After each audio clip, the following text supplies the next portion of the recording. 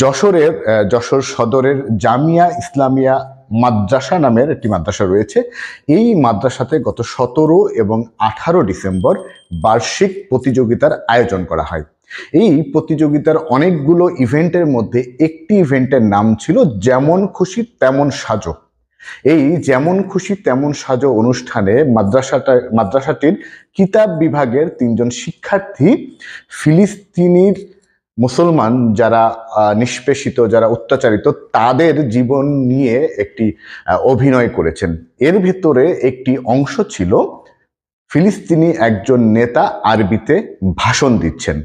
সেখানে মূলত ওই ফিলিস্তিনি নেতার আদলে 2জন ব্যক্তিকে পাশে দাঁড় করিয়ে মাঝখানে একজন ব্যক্তি আরবিতে ভাষণ দেন। এই ভিডিওটি ফেসবুকে গতকাল থেকে ছড়াতে শুরু করে এবং বিভিন্ন মানুষ গুজব ছড়ানোর চেষ্টা করে যে বাংলাদেশে